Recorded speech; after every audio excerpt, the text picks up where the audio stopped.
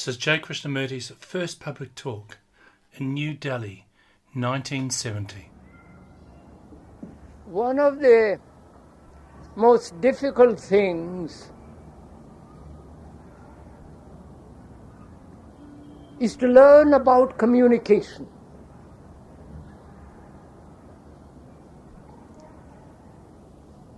The word implies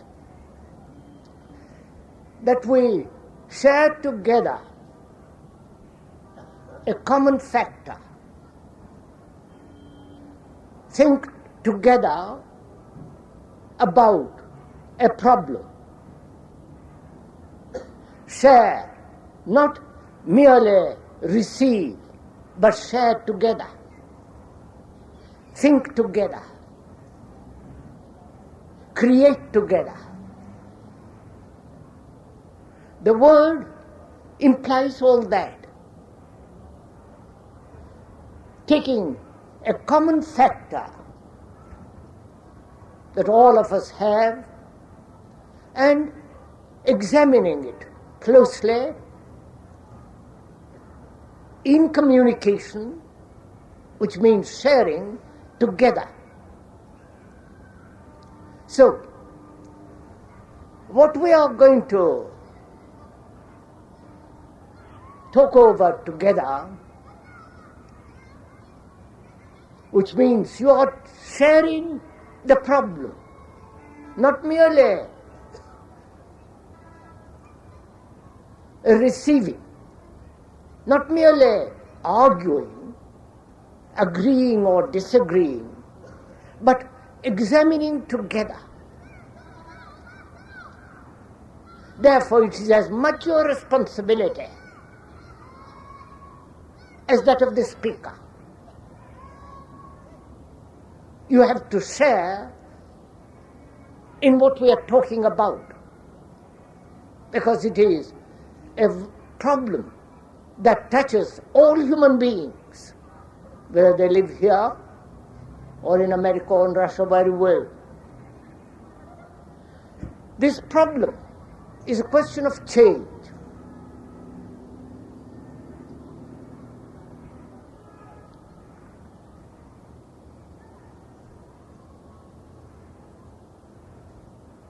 Everywhere one sees, as you travel around the world, one observes one common thing, that there must be a tremendous revolution, not the physical revolution, not throwing bombs, shedding blood, not revolt, because every physical revolution inevitably ends in bureaucratic dictatorship or the tyranny of the few. This is a historical fact, and about that we don't have even to discuss. But what we have to talk about together is this question of inward revolution.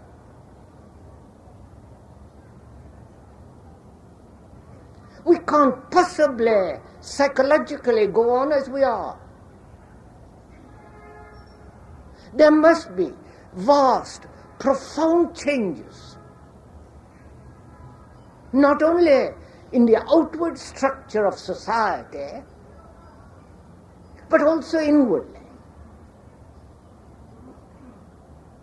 Because the society in which we live, the culture in which we have been brought up, is part of us.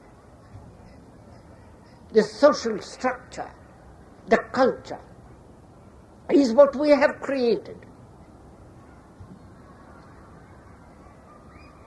So we are the culture, and the culture is us. We are the world. And the world is us.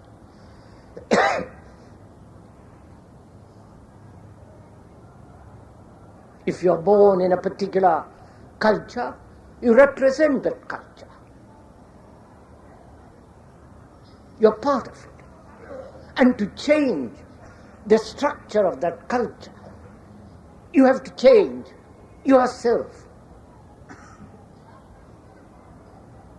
A confused mind, a mind that is ideologically inclined or has deep convictions, confused, such a mind cannot possibly alter or bring about a change in the social structure because the actor himself is confused. Therefore, whatever he does will result in confusion. I think that's fairly clear. That is, you are the world, not in abstraction, not as an idea, but in actuality. You are the culture in which you live. You are the world, and the world is you. And if you want to change the whole social structure, and it needs changing,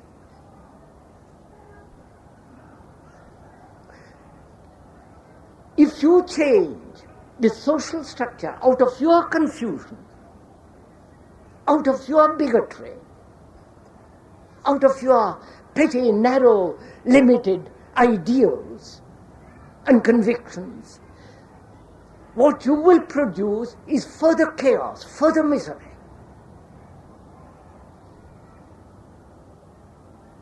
So, our problem is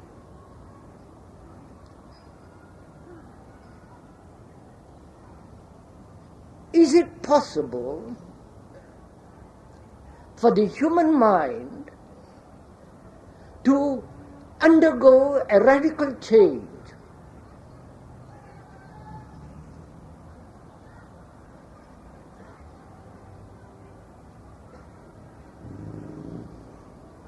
A change that demands not an analytical process, not time, but rather a change instantly. Is it possible for the human mind, that's for us, to bring about the psychological revolution inwardly? And that's what we're going to examine. And that's what we're going to share together. Sharing implies that there is no teacher and disciple.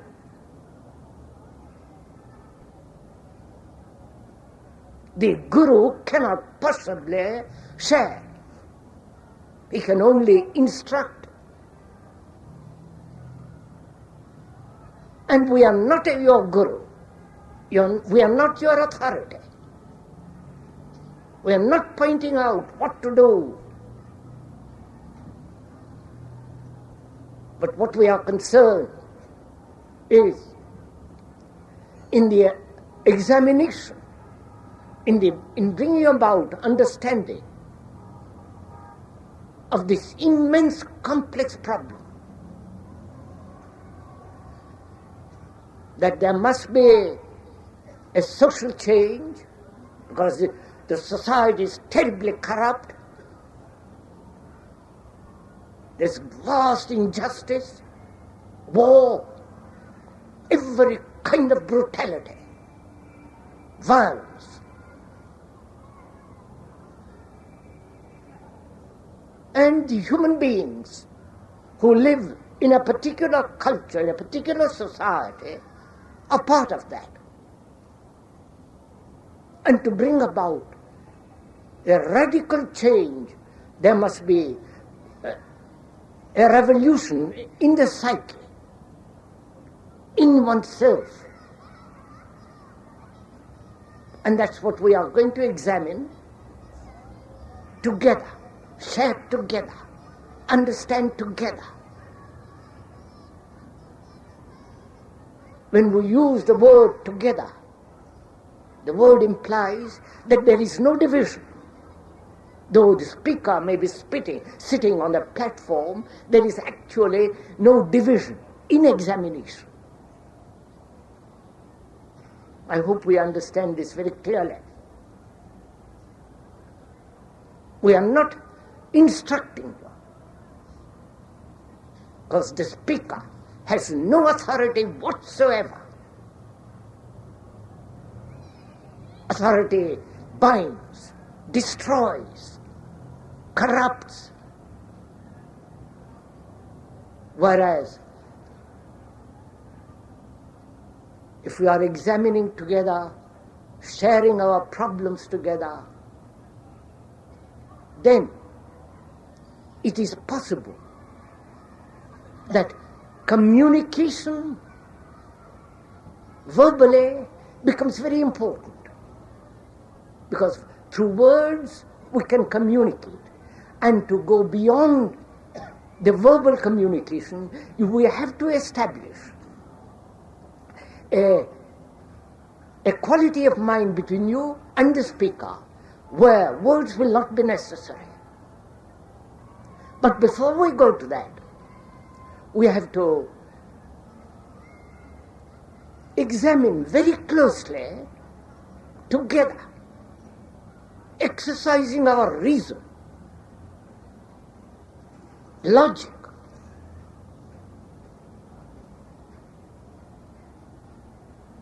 to think very clearly, objectively, sanely.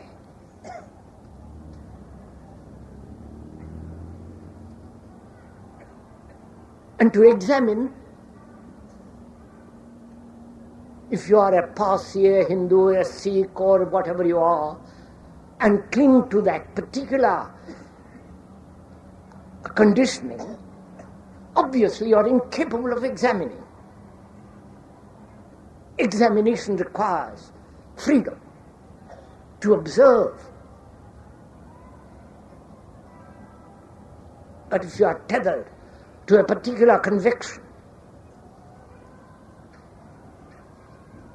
to a particular ideal, to a particular tradition, then examination is not possible. Therefore, you cannot possibly reason. One must exercise reason. That is the capacity to examine objectively. And then only you can go beyond reason. But first, we must be able to reason together very carefully, logically, sanely.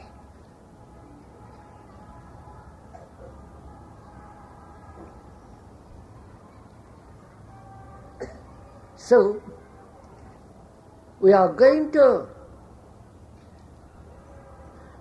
together consider this question, knowing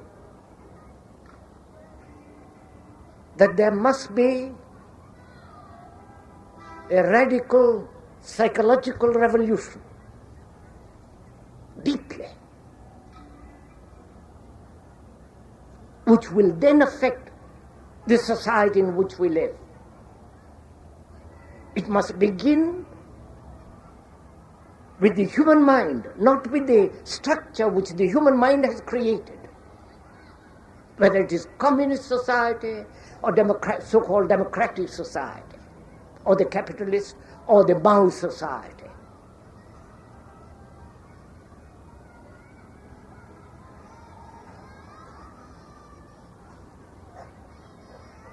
So first, we are asking whether this human mind, which is the result of time, so-called evolution, which has lived through thousands of experiences, this mind that you have, the mind includes the brain, the heart, the whole being, the whole structure of human being. Whether that mind can radically change itself and not depend on environment to change. Please see the importance of this. If you depend on environment to change, the environment is created by you. And therefore, when you depend on the structure of a society for you to change, then you are deceiving yourself, you are living in an illusion.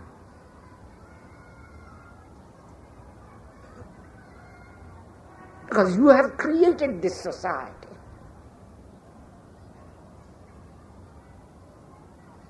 So, how is it possible for the human mind that is so conditioned? If you observe your own mind, you will see this. That's so heavily conditioned. As a Hindu, Buddhist, Christian, communist, Mao, or whatever it is. How can such a mind, so conditioned by time, by culture, by various influences, conditioned by the past, the conditioning is the past. You're following all this? This mind, which is the result of this conditioning, and the conditioning is the past. How can such a mind bring about in itself a total change?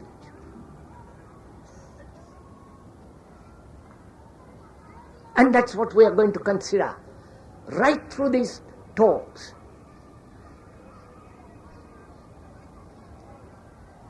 Is it possible to change through analytical process?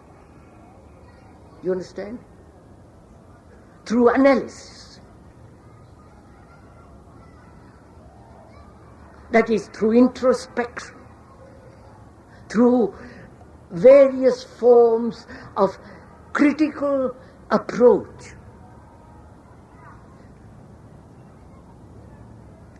Madam, this is a very difficult thing to talk about, so would you please sit and not disturb people?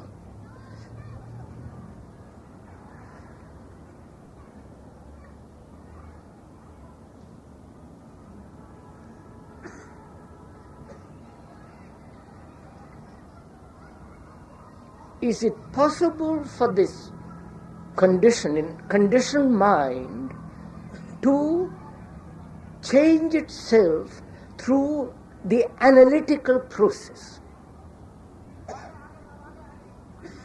That is, analyze, examine, and discover through analysis a way to bring about this revolution in the psyche. Right? Now, sirs, in listening to a talk of this kind, you are listening not to acquire knowledge,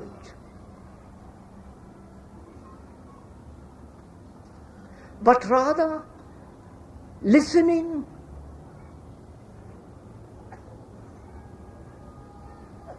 so that you will observe clearly. That is, there are two movements in learning.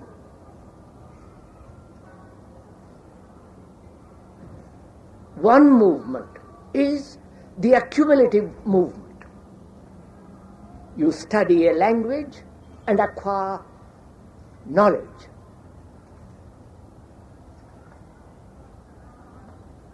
And that knowledge is the past.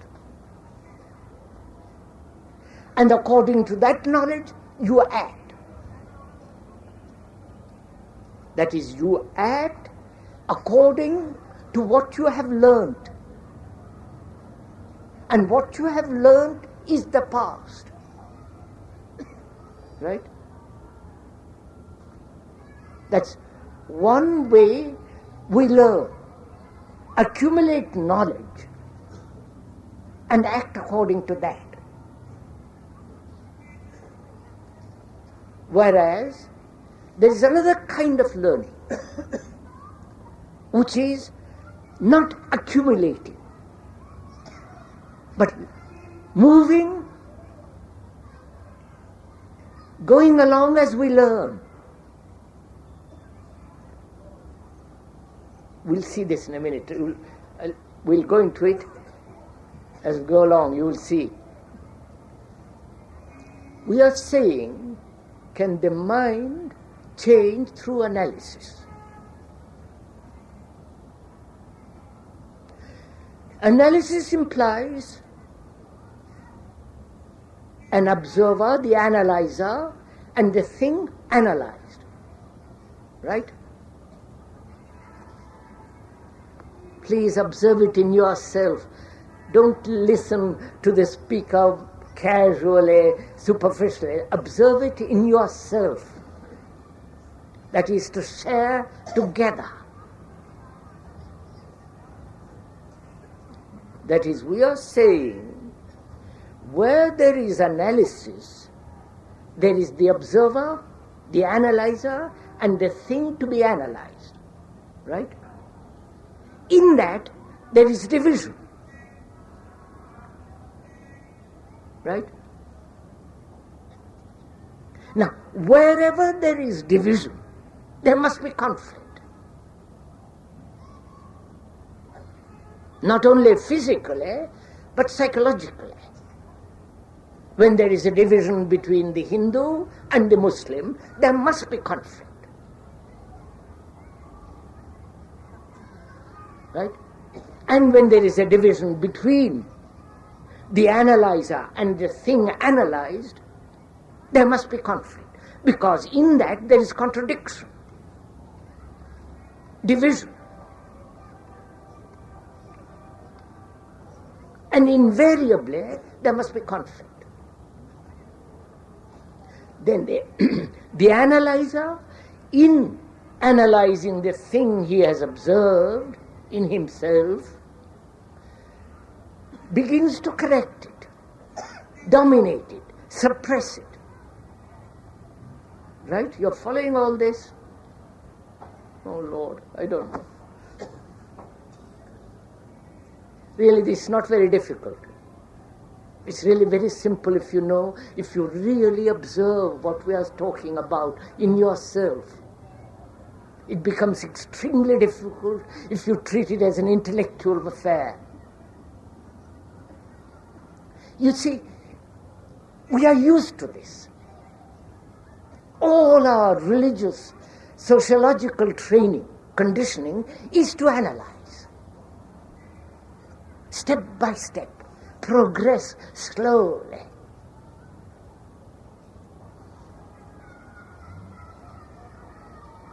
That's your upbringing.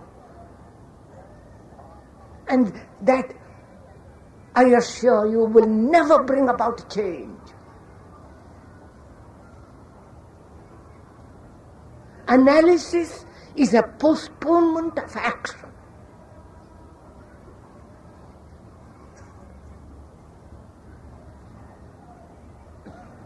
You understand?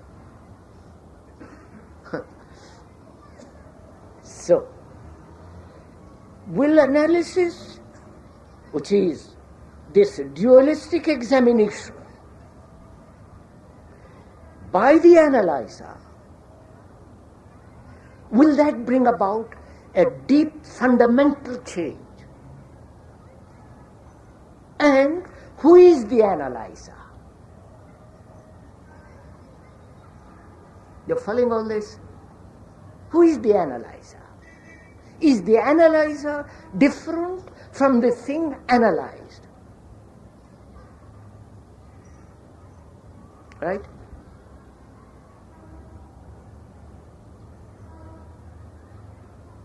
That is,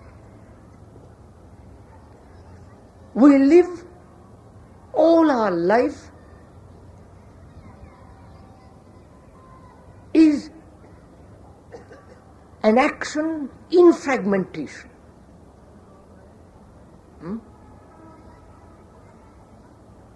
We are fragmented human beings.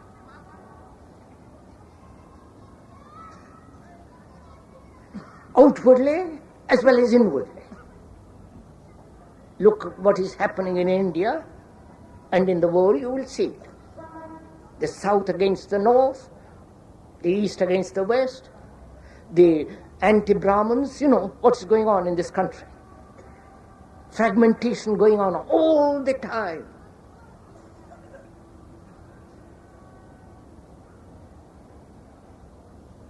Not only in the country, in religion, the Catholic against the Protestant, the Hindu against the Muslim, and so on. Private life and public life. Private, you are one thing, public, you are another.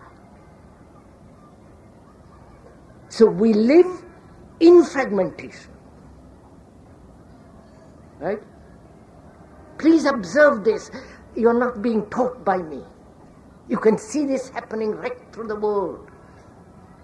The Jew and the Arab. The Sikh, you know, all that silly stuff that's going on. And outwardly this going on, and inwardly also this takes place, this fragmentation, which is the observer and the observed, right? The analyzer and the thing he analyzes. Now, is the analyzer different from the thing he analyzes, which is he, the analyzer, examines his anger, his jealousy, his ambition, his greed, his brutality, in order to get over it. Or in order to suppress it, or in order to resist it. You're following all this? Please do share it.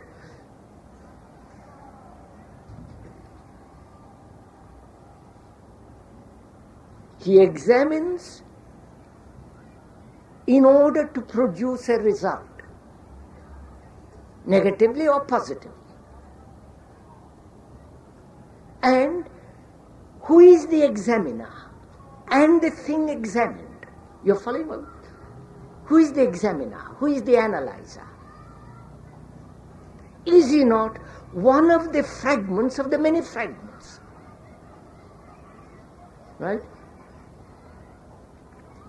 He may call himself the super fragment. That is, he may call himself the mind, the intelligence. But he's still a fragment. He may call himself the Atman, or whatever you like to call it. It is still a super fragment. Right? Is that clear? It's not a question of agreement or disagreement, but observing what goes on in our life. Because we have to change our life, our living, not your ideas, your conclusions, your convictions. Who cares? It's like a man saying, I'm tremendously convinced that we are all one human being, which is sheer nonsense. We are not. That's just an idea, which is another fragmentation.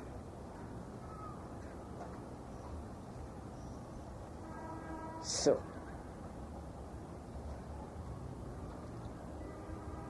is the observer, the analyzer, different from the analyzed?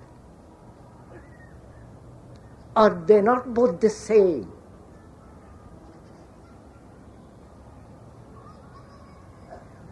Please, this is important that we understand this very clearly and deeply. Because if they are both the same, which you will find out they are the same, then conflict comes to an end. You follow this?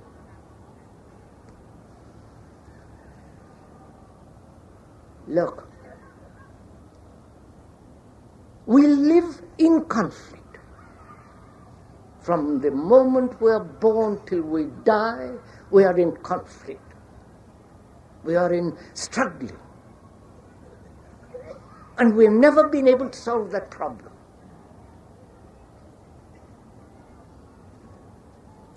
And we say that as long as there is division between the analyzer and the thing analyzed, there must inevitably be conflict, right? Do we understand each other? Share this point? Because the analyzer is the past, right? He has acquired knowledge through various experiences, through various influences. He is the past, right? He is the censor who judges, says this is right, this is wrong, this should be, this should not be. He justifies all that. He is the censor. And the censor is always the past, right? And the censor then dictates to that thing which he observes what it should do, what it should not do, how you should suppress it, go beyond it, according to his past conditioning, right? You're getting all this?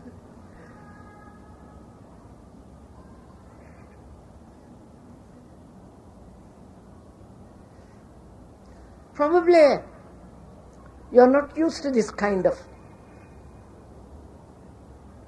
examination. Unfortunately, you have too many gurus in this country. They have told you what to do, what to think, what to do, practice. They are the dictators. And therefore, you have stopped thinking clearly. Gurus destroy, not create.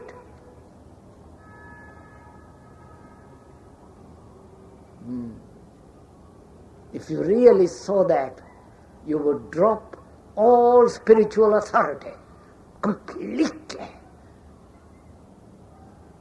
You wouldn't follow anybody, including the speaker. You would really observe with your heart, with your mind, find out, examine. Because it's you who have to change, not your guru. Moment he asserts he's a guru, he ceases to understand. He's no longer a man of truth.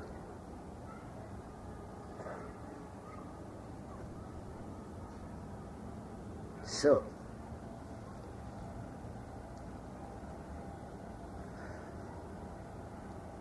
the past, which is the censor, which is the analyzer, examines. So the past creates the division. And also, analysis implies time. Right? You understand? It involves time.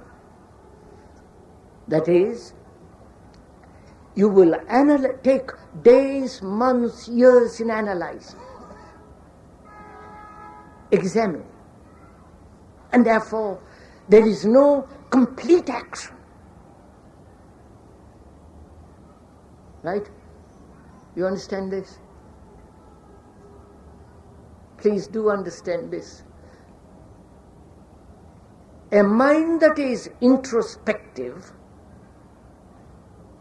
a mind that merely follows, a mind that functions according to the past, the analyzer,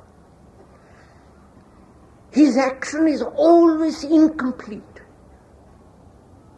and therefore always confusing and therefore bringing misery. So if you see for yourself the truth, that analysis is not the way, that is introspective, finding out the cause, all that implies time, taking many days, many months, and before you know where you are, you're already dead. So, if you see the truth of it, that analysis is not the way for freedom, for a mind to be completely free of its conditioning, then you will drop it completely, the analytical process. If you see the danger of analysis as you see the danger of a serpent, actually see the danger of it, then you will never touch it. So the mind is free from the idea of analysis, right? Therefore it has already a different quality. It is capable then of looking in another direction, right? Because the old direction, the old tradition, the methods, the systems that you have, the gurus offer, all the books offer, is this gradual process, which is a form of analysis. When you see the truth of it, you're completely out of that. Therefore, your mind has become much sharper, much clearer. Right? Are you doing this as we are going along? Not agreeing with it, but actually doing it, observing it. Being completely attentive to this, to find out the truth of this. Truth is not something far away. It is there. Only you must know how to look. A mind that's prejudiced, a mind that's burdened with conclusions, with beliefs, cannot possibly see. And one of our great prejudices is this analytical process. You see it, and therefore you drop it.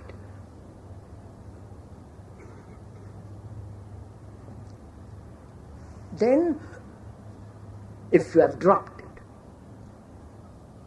it no longer captures you. You're no longer thinking in terms of advancement, of suppression, resistance, because all that is implied in analysis. I don't know if you're following all this. All right, sir. Are you following all this? Are we sharing together? Are we really in communication with each other?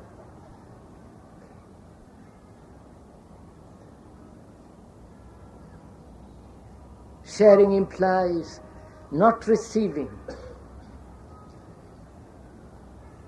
Together we are doing this. And in that there is great beauty. In that there is great love. But if you merely sit there and listen to few ideas, agreeing or disagreeing, we are not in communication with each other. We are not sharing together.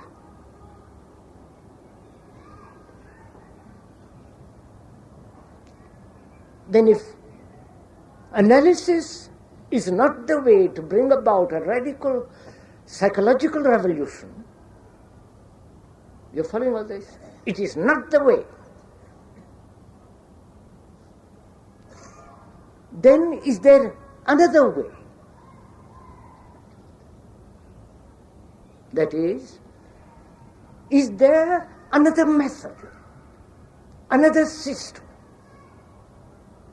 by which the conditioning can be put aside totally, so that the mind is free?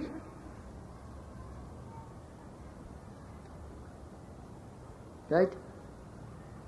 That's the next question. You understand?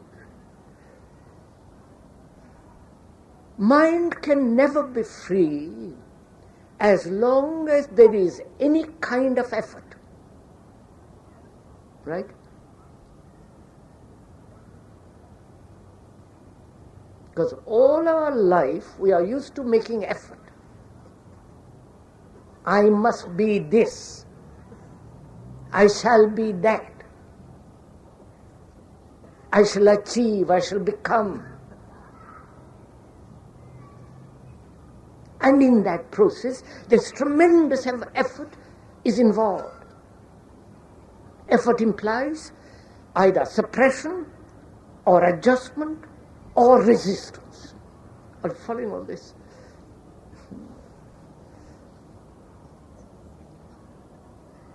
That implies that, doesn't it? That is, we are slaves to the verb to be. Right? I don't know if you have noticed it in yourself, how you think that you will be something, that you will achieve, that you will be free. The verb to be conditions the mind. You follow? That is, the verb to be implies the past, the present, and the future. Having been, will be, or I am. Right? Watch it in yourself, please. And that's one of our major conditioning.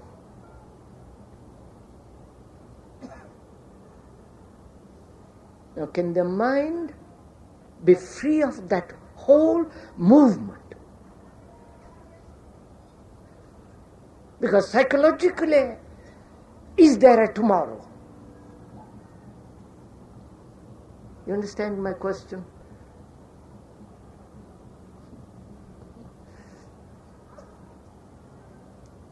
You understand there is tomorrow by the watch. But is there a tomorrow inwardly, psychologically? Actually, not thought which creates tomorrow psychologically. There is a tomorrow which is I will be psychologically when there is this conditioning of the mind caught in the trap of becoming. Oh,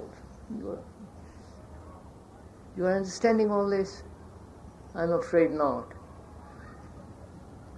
I don't know how to convey it to you.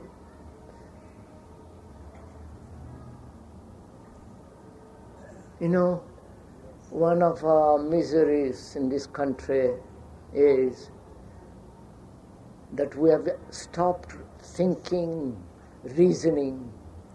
We have been fed by others. We have become second-hand human beings.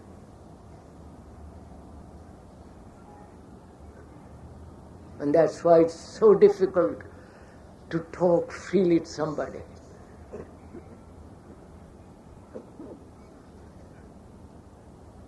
This needs clear thinking on both our part. Because this is a tremendous problem which we must resolve.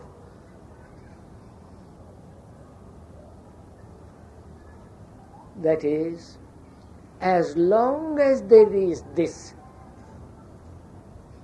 movement of becoming, you understand? I will be good. I will be noble. I will become non-violent. I will achieve whatever the gurus promise you they achieve. Whatever the books offer, but you will achieve eventually. As long as there is this conditioning of becoming, there must be conflict, right? That's a fact, isn't it? Huh? You understand, sir? That's a fact. So, in becoming, there is conflict, isn't there? So, conflict distorts the mind, right?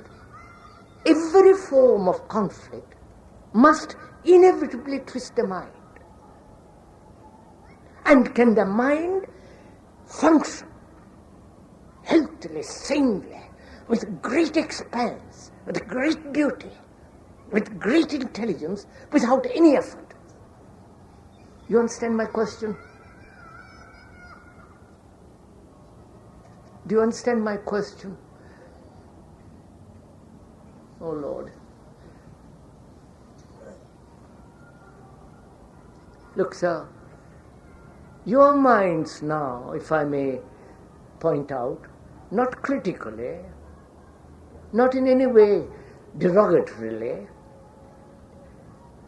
your mind, if you watch it very carefully, is all the time thinking in terms of the future or the past.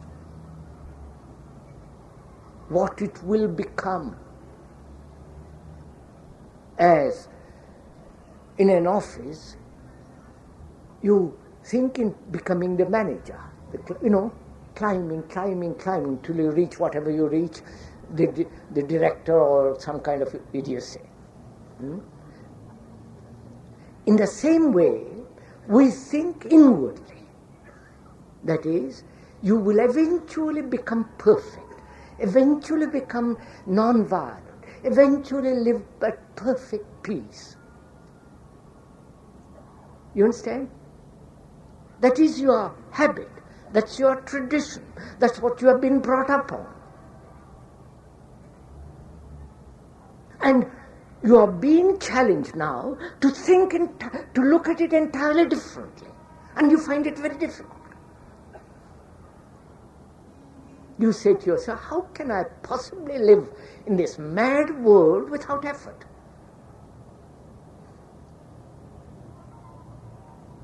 How can I live with myself, in myself, without the least movement of effort?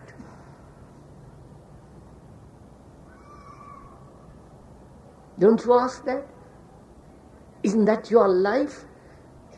This constant battle, not only outwardly, for security and all the rest of it outwardly, and inwardly also.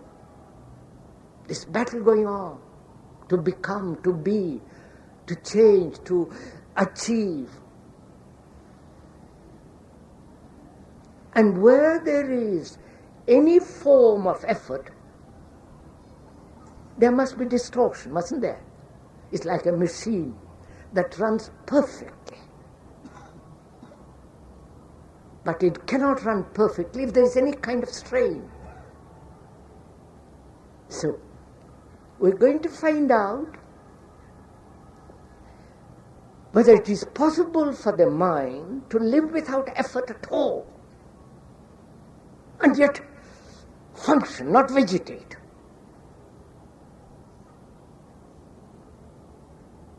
You've understood my question? It's your question, not mine.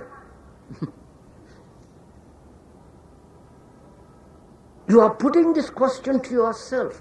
I am not putting it on to you.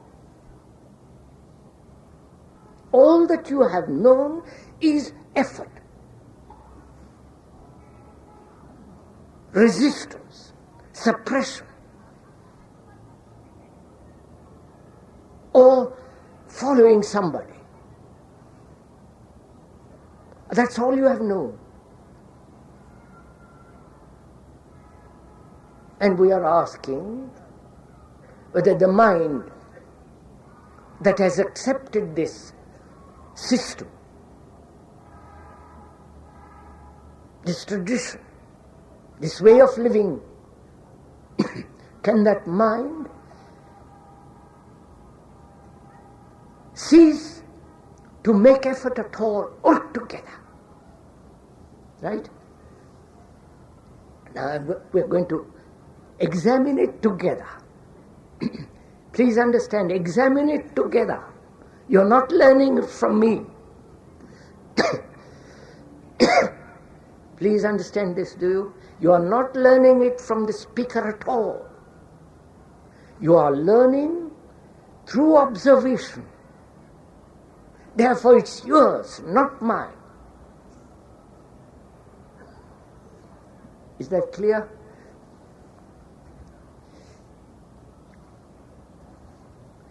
Effort exists when there is duality, right? Duality means contradiction. I am, I should be. Contradictory desires, contradictory purposes, contradictory ideas. I am violent. Most human beings are violent. They're terrible animals. Now, they have brought about the ideal of not being violent. So there is a contradiction. The fact and the idea, right? You're following all this? The fact is that human beings are violent. And the non-fact is the ideal of not violence, right? If there was no ideal at all, then you would deal with the fact, wouldn't you?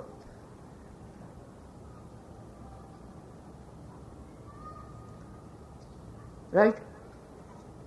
Can you put away the ideal from you altogether and face what is? Right? You're getting all this? Put away your convictions, your formulas, your ideals, your hopes. All that outside, because that will those prevent you from observing what is. What is violence, right? We do not know what to do with violence, therefore we have ideals. Right? You're following all this? Now, as we are speaking, have you put away your ideals? No, you haven't. Your convictions? Because, you see, which means you live on ideas, on words. When a man says, I'm convinced of something, he is really not facing facts. He's not observing what is. He's caught in some conclusion. right? Which prevents him from observing what is. And if a man would change radically, he must observe what is and not what should be. Right? You see that is one of the reasons, what the ideals, that's one of the reasons why you have no energy, why you have no flame, because you are living in some vague abstraction. You're following all this?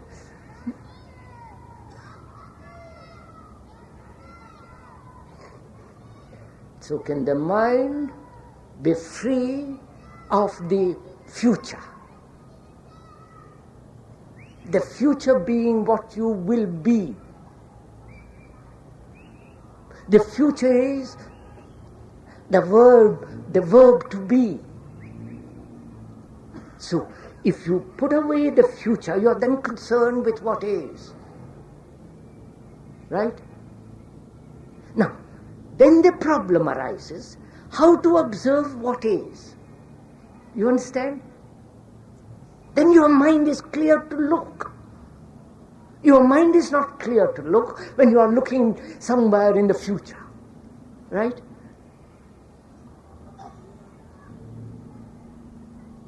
So the idealists are the most hypocritical people in the world. Right? Do you accept this? No, you don't.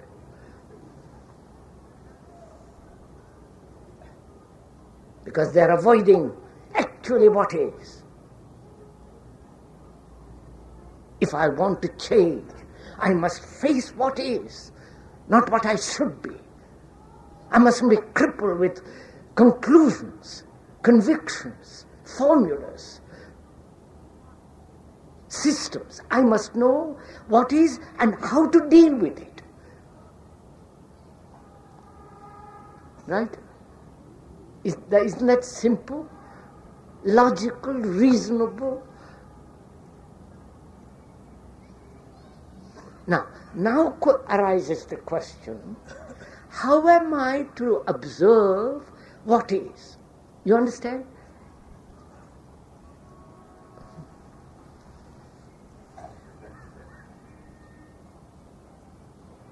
Are you following all this?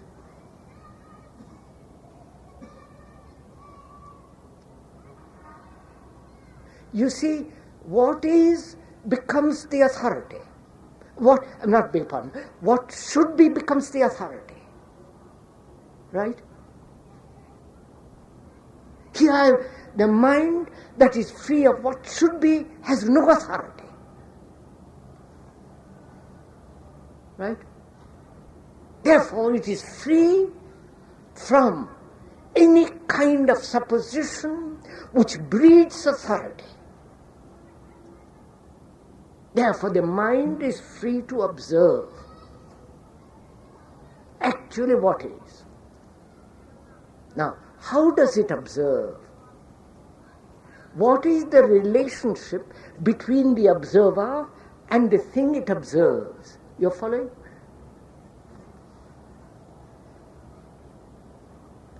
Have you understood all this, sir?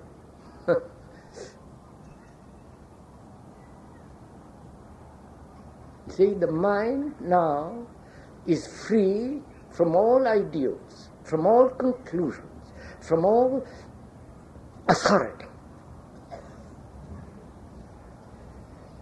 Authority exists when there is a becoming. When the guru says to you, or the book says to you, you will achieve if you follow this system. Right? Do this and you will get that. Always in the future, avoidance of the present, and therefore authority. You're getting all this? Therefore, the mind is free from authority, free from every kind of concept. And then the question arises, how is the mind to observe actually what is? Now, What is that human beings are violent. We can explain, give cause, find out the causes why human beings have become violent. That's fairly simple, and one can easily observe it. We can see it in the animal, and as we come from the animal and so on, we are aggressive, we are violent. Partly by the culture in which we live, for which we are responsible, so we are in fact violent, right? Now, how does the mind observe this fact which is violence, right? You're following all this? Now, how do you observe it? You're angry, you are jealous, you are envious, brutal. How do you observe that fact?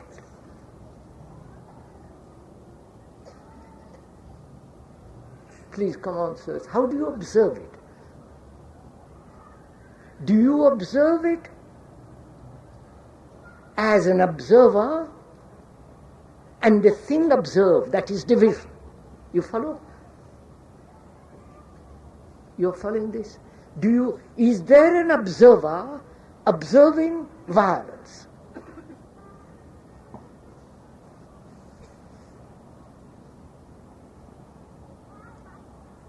How do you observe it?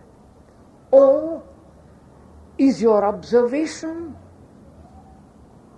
a complete unitary process, that is, in which there is no division between the observer and the observed? Right? Which is it?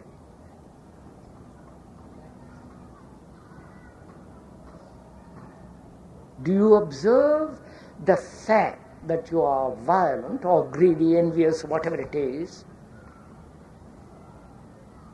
separating yourself from the fact of fear,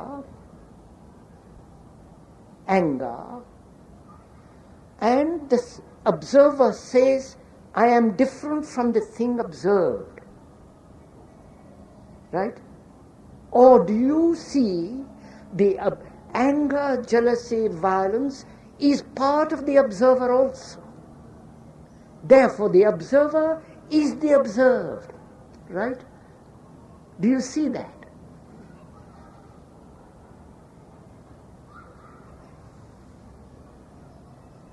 If you see that there is no division between the thing observed by the observer, that anger, jealousy is part of the observer. The observer is jealous. If you see that, without the division, conflict comes to an end. Right? Conflict exists as long as there is division. When you are a Hindu and there is a Muslim, when you are a Christian and there is the Catholic and there is the Protestant, when you are an Indian nationalist and somebody else is another nation, when there is division of any kind between you and another, there must be conflict.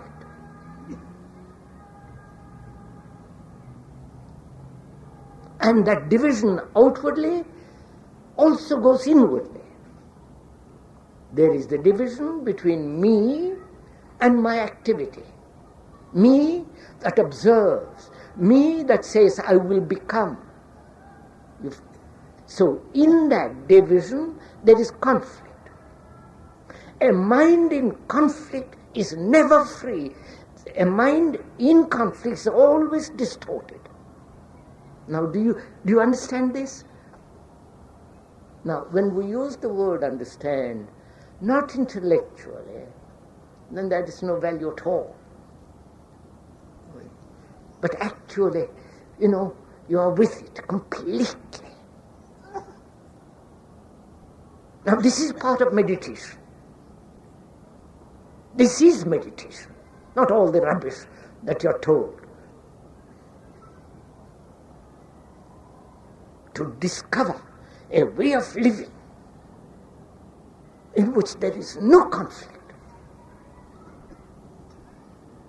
not escape, not try to go off into some fantastic mystical experiences, but actually find out in daily life a way of living in which the mind has never been touched by conflict.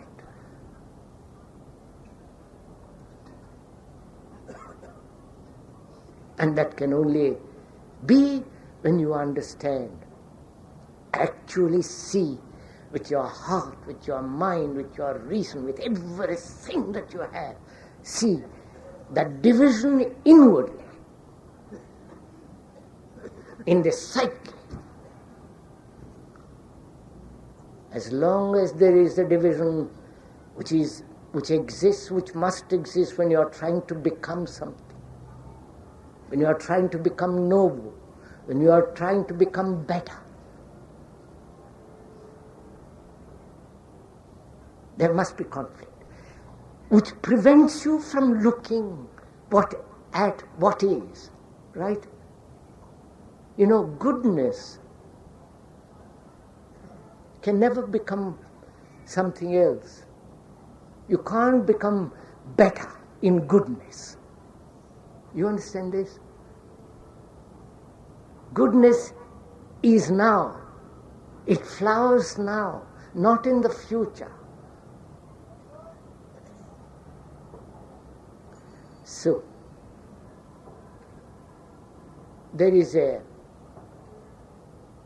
it is possible for the mind, which is so conditioned by the past, by the culture and so on it has lived, to radically change when the mind completely sees the truth and the falseness of ideologies, sees the falseness of following, obeying. You obey in order to achieve, right? So you put away altogether all authority. You know, to understand this question of authority deeply, you have to understand, haven't you, not only the authority of law, but the authority which comes inwardly through obedience. The word obedience comes from Latin, which means to hear. To hear. Now, when you hear over and over again that you must have a guru, you follow? Otherwise you can't possibly understand life or achieve enlightenment. You must follow somebody. When you hear that constantly repeated, you inevitably obey, don't you? Right? I don't know. So, obedience implies following, which means authority. And a mind that is ridden with authority, as yours says, can never live in freedom and therefore without any effort.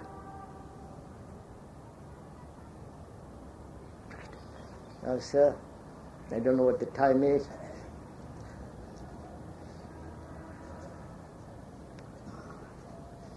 Now, perhaps you'd like to ask some questions about what we have been talking about. Wait, sir.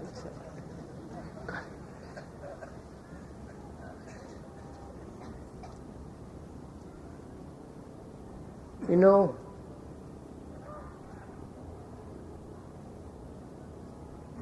whom are you going to ask the question?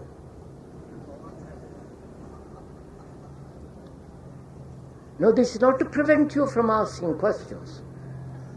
Please understand, this is not to prevent you from asking questions, but whom are you asking the question?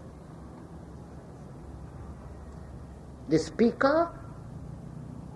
Or are you asking the question to share the question together?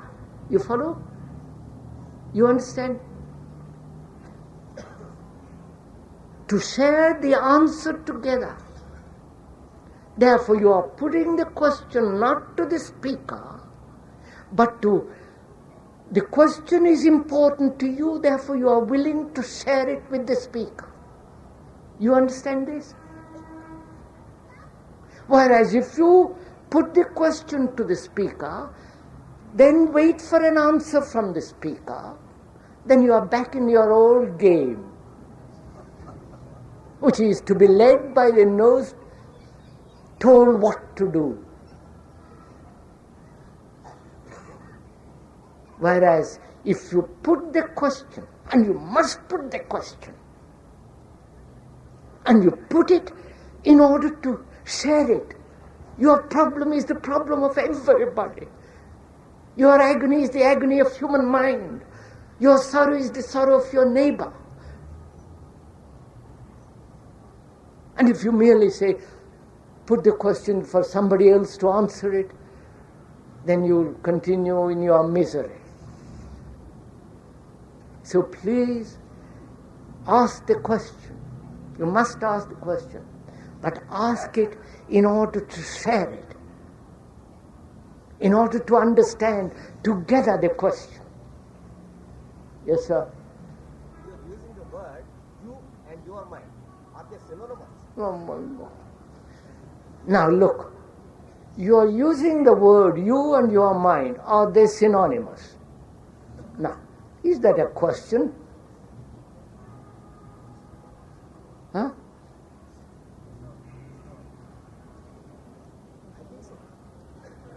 You and your mind, are they one? You and your mind, are they one? Are you separate from your mind? Are you the super soul which is using the mind? Are you the Atman using the mind? Now if you are the Atman, that's one of your conditioning, right? Because in the communist world they don't believe in any of all that nonsense. They've been brought up not to believe in all that. You have been brought up to believe in the Atman. That's all. You have been brought up to believe in God, and there are whole millions of people conditioned not to believe in God. Both are conditioned, you follow? You who believe in God and the man who doesn't believe in God, as they don't in Russia and other parts of the world, they are conditioned, and you are conditioned. But you never can find out what truth is if you're conditioned. You understand? You must drop your belief to find out. So the question is, are you your mind? Aren't you? What you think you are. When you think you are a Sikh, a Buddhist, a Christian, a Catholic, a communist, that you are. When you think you will achieve heaven, that's your idea of what you are. So why do you separate yourself from what you are? Please follow this very carefully. Why?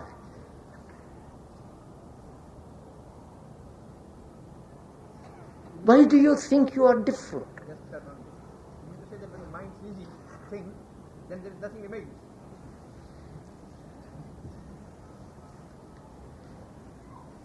When the mind ceases what, sir, then nothing remains.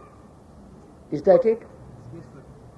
The speaker is supposed to have said that when the mind ceases, then nothing remains. Did the speaker say that? I'm afraid I didn't say that.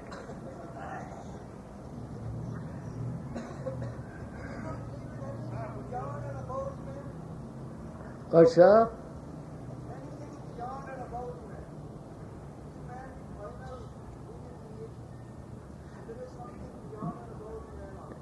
Do you believe if there is anything beyond man? Is that it?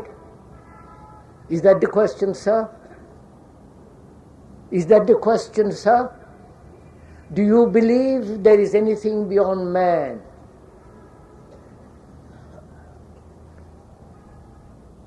You know, the speaker has been saying, don't believe, find out,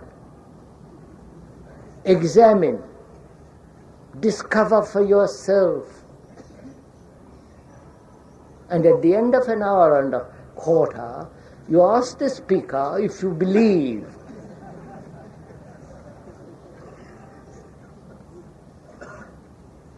That's what I mean, sir. Wait a minute, sir, wait a minute. I'll come to you, sir. That's what I mean, sir. You want beliefs. And you think you have solved the problem by having beliefs.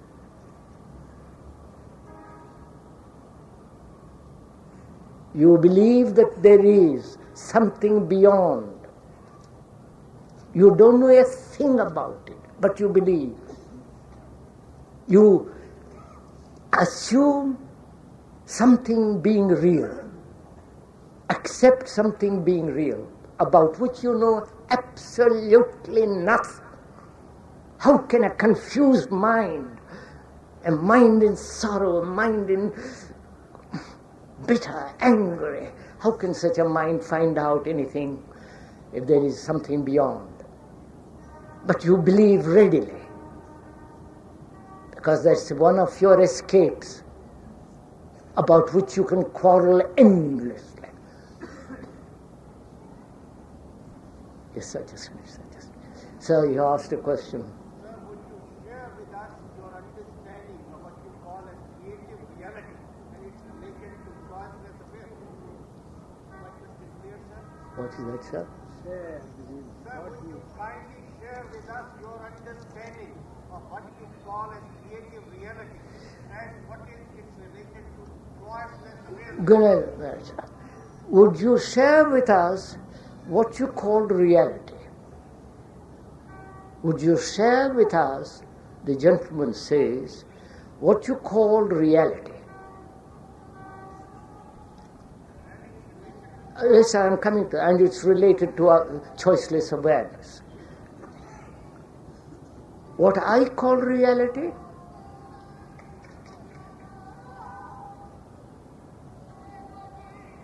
Sir, reality is not an opinion. It is not through opinions that you come to reality. It's not through beliefs that you come to reality. The mind must be completely empty to discover what reality is. And you cannot share when your mind is not equally intense, passionate, free to look. How can you share something which of which you know nothing? But what we do know together is confusion, is sorrow, is our petty lives. Instead of understanding that, freeing ourselves from the mind, from all that, we want to know what truth is. The truth is where you are, which is when the mind is free from conflict, it is there for you to see it.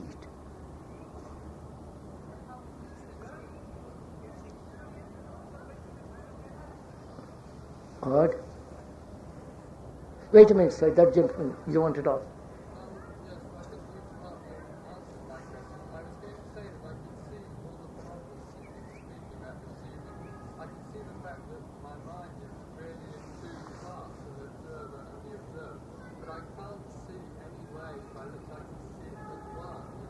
Now, yes.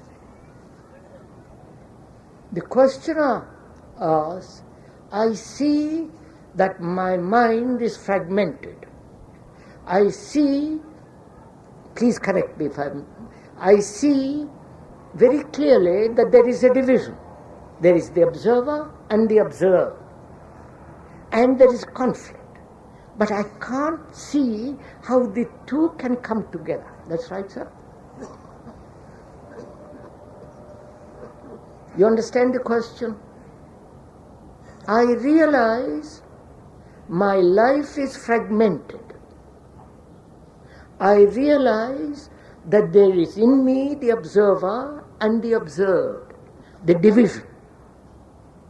And I cannot somehow manage to bring these two together.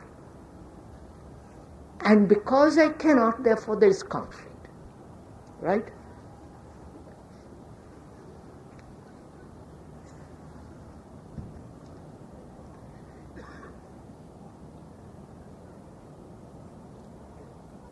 Now we're going to share this question together.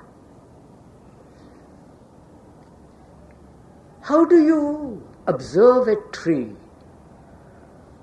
Just a tree, you understand? How do you observe it? Do you see it through an image?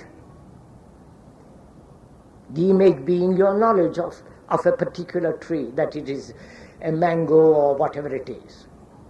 Do you look at that tree? Please watch it. Examine it yourself as we go along. Do you look at the tree with an image that you have about the tree, which is the knowledge that you have? You understand my question? Do you look at your neighbor or at your wife or husband with the knowledge that you have, with the image that you have? You do, don't you? Huh? Someone looks at a communist because you have an idea, an image what communist is. Or you look at a Protestant with Catholic eyes. Or a Hindu with Hindu eyes at a Muslim. That is, he looks through an image, right? You understood, sir?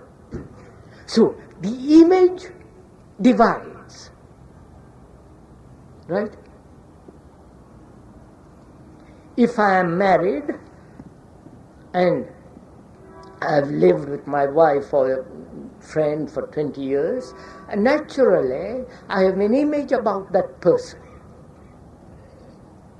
built up, nagging, friendship, companionship, sex, pleasure, all that is involved, and that becomes the image through which I look. That's simple, isn't it? So the image divides. Now, the observer and the observed.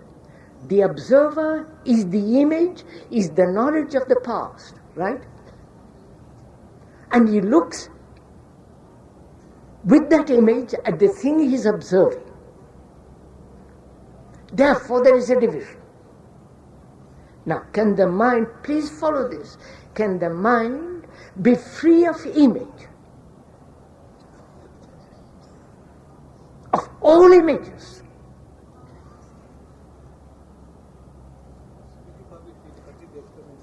No, sir, let me finish this question. You hold on to your question.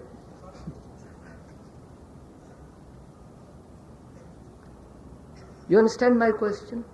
Can the mind, which has had which is in the habit of building images, can that mind be free of image building? That is, the machinery that builds the image, can that come to an end? You follow? Now, what is that machinery?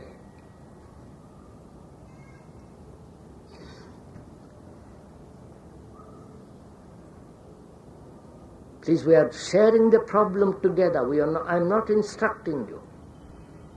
We are asking each other, what is this image? And how is this image produced? And what is it that sustains the image? Right? Now, the machinery that builds the image is inattention. Right? You understand, sir? You insult me or flatter me. When you insult me, I react, and that reaction builds the image. The reaction comes about when there is no attention. You follow? When I am not attending completely to your insult. When I don't pay complete attention. Therefore, inattention, not having attention, breeds the image. When you call me an idiot, I react, which is I am not fully attentive to what you are saying, and therefore image is formed. But when I am completely attentive to what you are saying, there is no image for me. When you flatter me, I listen completely, with complete attention, which is to attend without any choice, to be aware without any choice. Then there is no image forming at all. After all, image forming is a way of not getting hurt.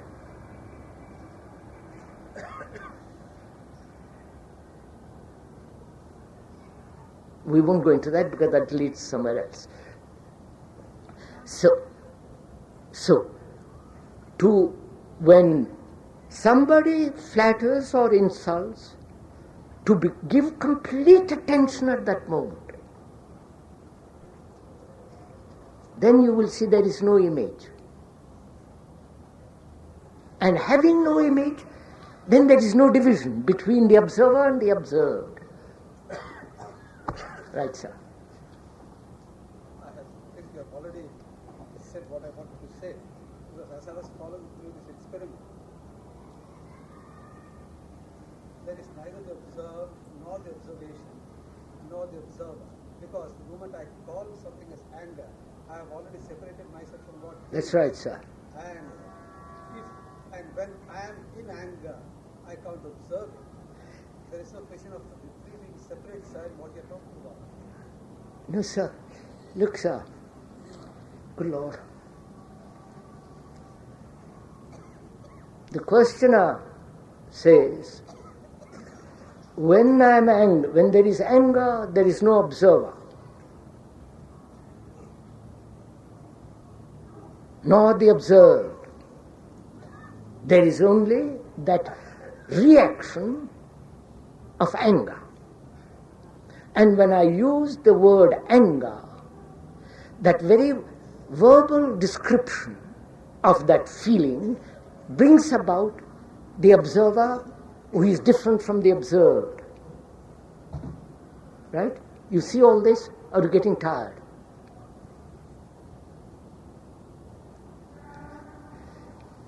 When you are angry,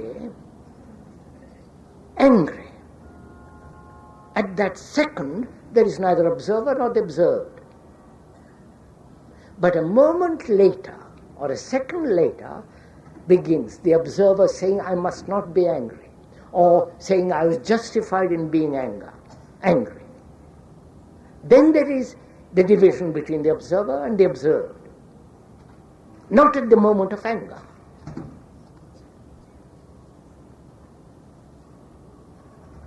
Now, at the moment of any crisis, there is neither observer nor the observed, because the thing is demanding.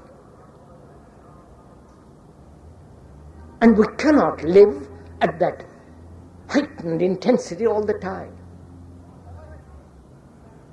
Therefore, we resort to the observer and the observed.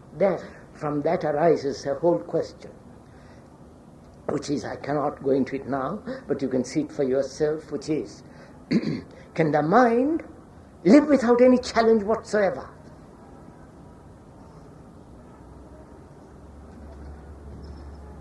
Because most of us need challenges, otherwise we will go to sleep. Challenge means that you are asked, pushed, demanded. You follow? You are driven.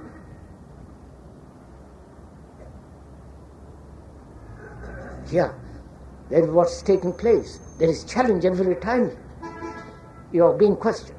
So you have to find out whether a mind can live without any challenge at all, which means a mind that's completely awake.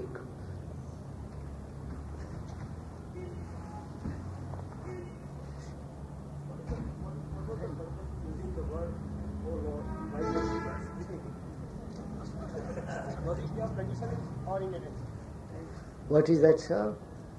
The word you use while you speaking, "Oh Lord," was it your conditioning or in attention? The speaker says, you use the word "O Lord." Was it your conditioning or inattention? Neither. It was simply an ejaculation saying, "Good Lord, are you paying attention?" That's all. You see, sir, you make something something, into some big thing. Good Lord.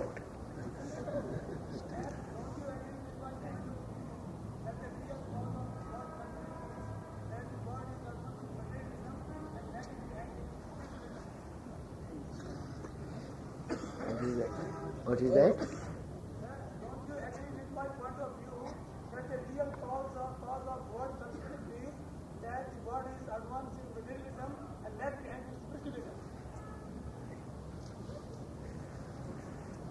The world is worldly, therefore, no, sorry, sir, there is no question at all. I am not even agreeing or disagreeing, I don't know what the question is. In reply to the question, you said that when there is an inattention, it is late. But I think otherwise. When there is attention, there is a way. There is image of a father, there is image of a tree, there is image of a thing. When we particularly observe this attentive image, I think is an abstract knowledge of it. When the thing goes away from our sight, still we have some idea about what the thing is. So the attention is image, inattention is a way. Or no way. The gentleman says, we'll have to stop after this. The gentleman says, when you are attentive, then you form images. It's only when you are not inattentive, when you are inattentive, there are no images. You have understood the question? Look, sir, you insult me. I react to your insult. When you say you are an idiot, I say you are another. What takes place? You have left by your insult a mark on my mind, haven't you? A mark, a memory. When next time I meet you, you're not my friend. Right? It has left a mark. If you flatter me, that has also left a mark. And next time I meet you, you are my friend. That is, any imprint on the mind is the formation of an image.